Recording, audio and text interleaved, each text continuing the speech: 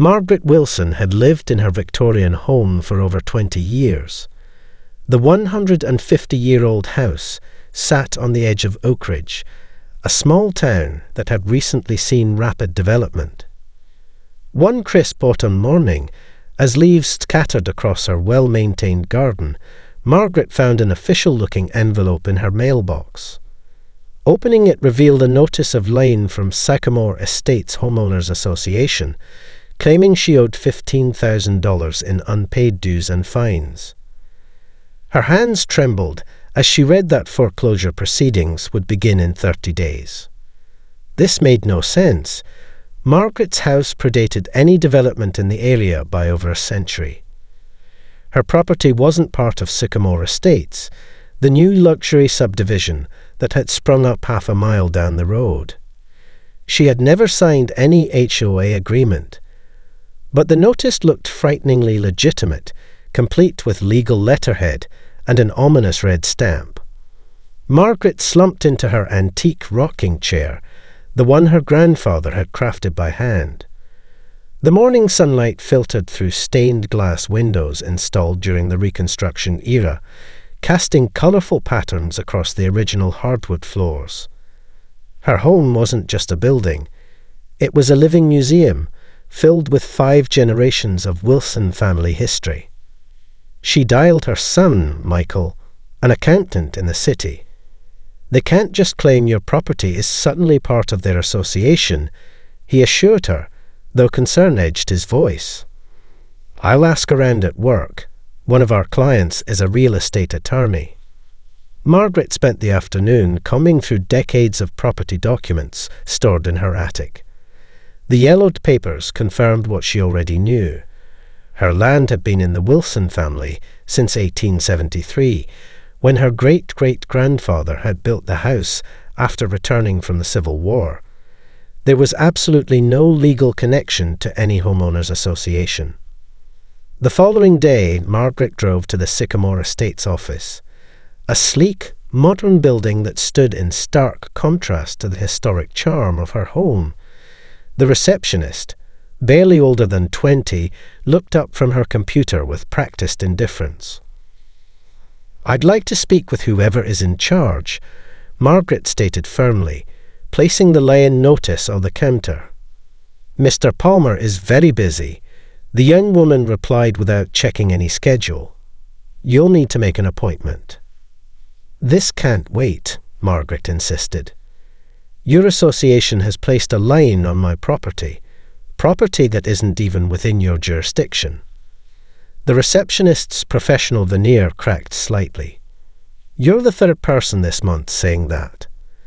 Mr. Palmer instructed us to direct all boundary disputes to our legal department.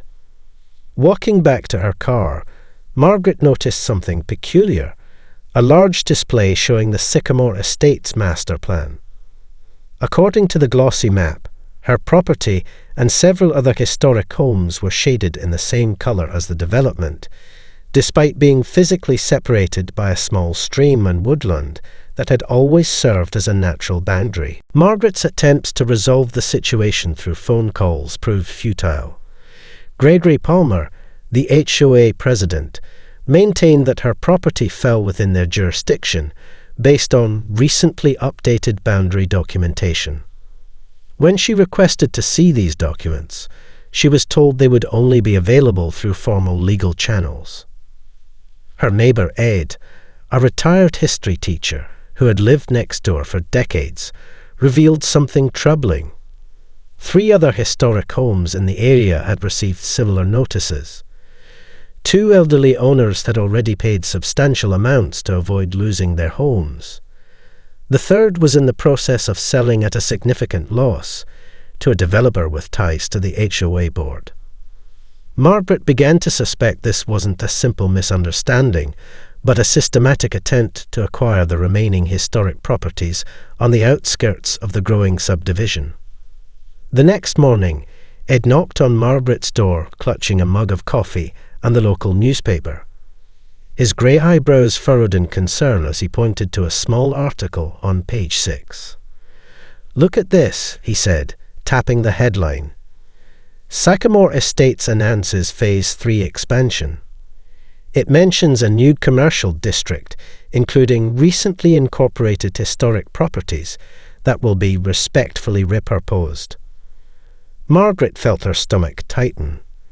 The article quoted Gregory Palmer extensively about the economic benefits the expansion would bring to Oakridge, including new jobs and increased property values. "They're using the HOA as a weapon," Ed muttered. Eileen Grady, the widow on Maple Street, paid them nearly $12,000 because she was terrified of losing her home. She's been eating nothing but canned soup to make ends meet since then. That afternoon, Margaret drove to Mrs. Grady's cottage. The 82-year-old woman sat in her kitchen, hands shaking as she showed Margaret the receipts for her payments to the HOA. "They said I'd been in violation for years," Mrs. Grady explained, tears welling in her pale blue eyes. Something about exterior paint colours and unapproved landscaping.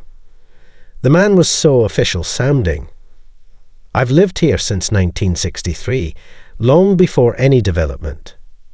On her way home, Margaret spotted Frank Miller, owner of the hardware store, placing a "For SALE" sign in front of his historic farmhouse. "Can't fight City Hall," Frank said grimly when she pulled over. "They threatened to take me to court. Said the legal fees alone would bankrupt me. Some company called Palmer Development made an offer yesterday. It's less than half what it's worth, but at least I'll walk away with something." That night, Margaret received a voicemail from the HOA office.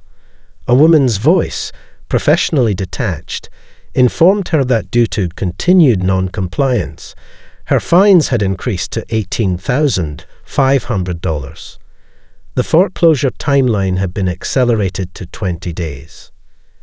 As she stared out her window at the moonlight casting shadows through the century-old oak trees on her property, Margaret made a decision.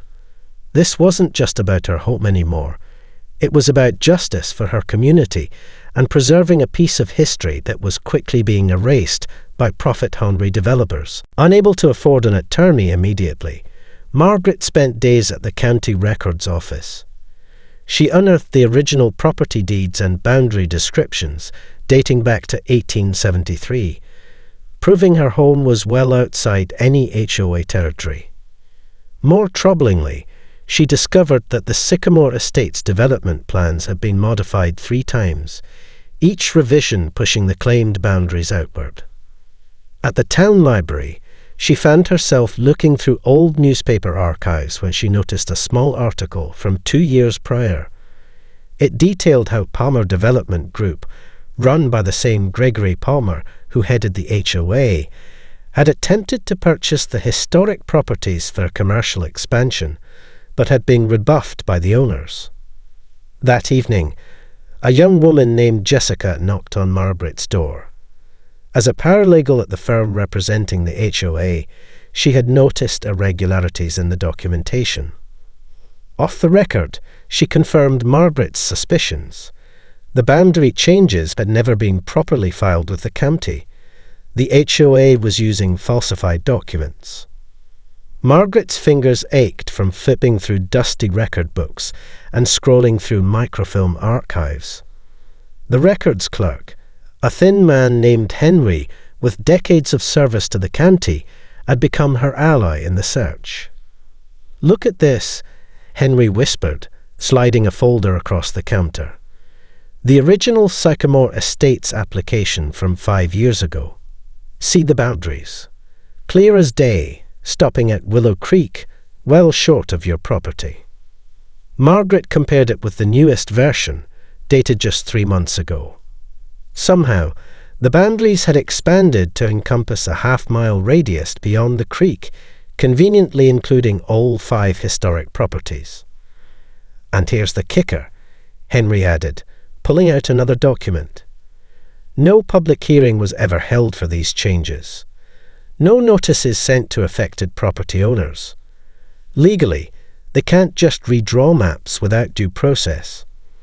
That afternoon, Margaret visited the town planning office, where an uncomfortable clerk confirmed that while the new boundaries appeared in their system, they couldn't locate any record of the approval process. Rain pounded against Margaret's kitchen windows that evening as she organized her findings at her dining table. The doorbell rang unexpectedly. Standing on her porch was a young woman in a rain-soaked jacket, nervously glancing over her shoulder. "I'm Jessica Alvarez," she said quietly. "I work at Bennett and Strauss Law. We represent Sycamore Estates." Margaret's guard immediately went up, but something in the woman's demeanor made her invite her inside. "I could lose my job for this," Jessica said, placing a USB drive on the table. "But what they're doing isn't just unethical, it's illegal. I've been processing these Lien notices, and I noticed irregularities." The drive contained internal emails between Palmer and the law firm, discussing the strategic acquisition of properties through regulatory pressure. One email explicitly mentioned using technical HOA violations as leverage against homes that weren't legally within their jurisdiction. "There's more," Jessica said, her voice dropping. "The signatures on the boundary amendment documents. They're forged. I watched my boss alter them after the fact. He didn't know I stayed late that night." As Jessica left, disappearing into the rainy night, Margaret stared at the USB drive, tangible evidence of a conspiracy that threatened not just her home, but the historical heart of Oakridge itself. Margaret formed an alliance with the other affected homeowners and reached out to a community legal aid service. Attorney Rachel Chen agreed to take their case pro bono, recognizing the potential precedent it could set regarding HOA overreach. Meanwhile, Margaret launched a community awareness campaign. She organized an open house event where neighbors could tour the historic properties threatened by the Liens. Local journalists were invited, and the story began to gain traction. Social media posts showing the contrast between the centuries-old homes and the cookie-cutter development went viral. The HOA board responded by accelerating the foreclosure timeline and hiring security to patrol the boundary areas. When Margaret attempted to address the issue at a town council meeting, Palmer successfully had the topic removed from the agenda, citing ongoing legal matters. Margaret's dining room had transformed into a war room. Maps, documents, and timeline charts covered the walls. Ed, Mrs. Grady, Frank, and two other affected homeowners, the Petals, who owned a converted 19th century schoolhouse, and Sarah Winters, whose family farmhouse dated back to 1868, gathered around the table. "We need to fight this together," Margaret explained, distributing folders she prepared. "Individually, they can pick us off one by one, but united, we have strength." Rachel Chen, a sharp-eyed attorney in her 40s who had built her career fighting corporate land grabs, reviewed Jessica's evidence. "This is textbook fraud," she confirmed. "But Palmer has connections. We need public support to counter his influence." Margaret nodded. "I've been thinking about that. Our homes aren't just our personal property. They're Oakridge's heritage." The group launched Say Historic Oakridge that weekend. They opened their homes for public tours, sharing the stories behind each property. The Patel's schoolhouse, where generations of townspeople had learned to read. Sarah's farmhouse that had sheltered escaped slaves on the Underground Railroad. Margaret's home with its Civil War-era craftsmanship. Local history buffs, architecture enthusiasts, and curious neighbours streamed through. Margaret's son, Michael, set up a website and social media accounts documenting the building's historical significance and the HOA's tactics. The town's small newspaper ran a front-page story titled "History Under Siege." Palmer's response was swift. A cease and desist letter arrived, claiming their campaign constituted defamation. Security guards in Sycamore Estates uniforms began parking across from their homes, taking photos and noting visitors. The following Tuesday, Margaret and her group arrived at the town council meeting early, prepared to speak during public comments. But when the agenda was distributed, the planned discussion of historic district preservation had vanished. "Point of order," Margaret called out from her seat. The council president, a nervous man who avoided eye contact, responded, "Mr. Palmer has filed an injunction preventing discussion of properties under legal dispute." As the deadline approached, Margaret received an unexpected visitor. Councilwoman Diana Rivera, who had remained suspiciously quiet throughout the controversy. Rivera revealed that she had been investigating Palmer for months. The development company had donated heavily to several council members' campaigns, and there were indications of permit fast-tracking and zoning irregularities. At the next HOA meeting, Margaret and her group arrived with attorney Chen, Jessica the whistleblower, and Councilwoman Rivera. When denied entry as non-members, they staged their case in the parking lot, where many actual HOA members gathered to listen. Jessica presented copies of the falsified boundary documents, while Margaret displayed the original property records. The confrontation reached its climax when Rivera announced that the town council had voted that morning to freeze all Sycamore Estates expansion permits pending an investigation. Several HOA board members, sensing the turning tide, distanced themselves from Palmer on the spot. Only 3 days remained before the foreclosure proceedings would begin. Margaret barely slept, jumping at every car that drove past her house. The security guards had doubled in number, and a surveying crew had appeared at the edge of her property, refusing to explain their presence. The doorbell rang at 7:30 a.m. Margaret opened it to find Councilwoman Diana Rivera on her porch. Tall and composed in a crisp blazer, Rivera had served on the council for 15 years, but had remained noticeably silent throughout the controversy. "May I come in?" she asked, glancing over her shoulder.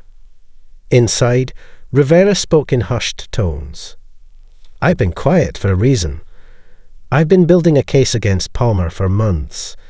The donations to council members, the permit fast-tracking, it goes deeper than you know." She opened her laptop, showing Margaret a spreadsheet documenting suspicious payments between Palmer Development and various town officials. 3 council members have received consulting fees. The building inspector suddenly bought a boat.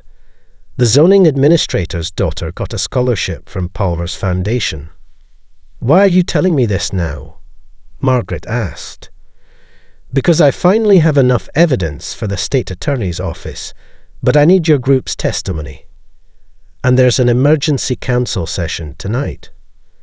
Palmer thinks it's to approve his final permits. It's actually to vote on freezing all Sycamore development pending investigation." That evening, Margaret's group assembled at the Sycamore Estates clubhouse for the monthly HOA meeting. As expected, security blocked their entry. "Members only," a guard stated flatly. "Perfect," Rachel Chen replied, setting up a portable table in the parking lot. "We'll conduct our business right here." Curious homeowners began to gather as Chen methodically laid out their evidence. Jessica, wearing large sunglasses and a scarf, bravely displayed the falsified boundary documents. Margaret followed with the original county records. "Ladies and gentlemen," Chen announced to the growing crowd, "your HOA fees have been funding an illegal land grab." Palmer emerged from the clubhouse, face flushed with anger. "This is private property. I'll have you all arrested for trespassing." Actually, Councilwoman Rivera stepped forward, flanked by 2 police officers. The parking lot is public easement, and these officers are here on official business. Rivera turned to address the stunned crowd. This morning, the town council voted to freeze all Sycamore estates, permits pending a full investigation into multiple allegations of fraud, bribery, and document falsification. A murmur spread through the gathered homeowners. One by one, HOA board members began edging away from Palmer's side. The investigation revealed a complex scheme. Palmer had leveraged his position as HOA president to orchestrate the acquisition of properties that would allow for a lucrative commercial development. He had falsified documents, bribed officials, and intimidated elderly homeowners. The court not only dismissed all liens against the historic properties, but ordered the HOA to pay damages. Palmer faced criminal charges for fraud and document falsification. 3 council members resigned over their involvement in the scandal. Margaret used her portion of the settlement to establish a historic Oak Ridge Preservation Trust, which would protect the remaining historic homes from future development pressure.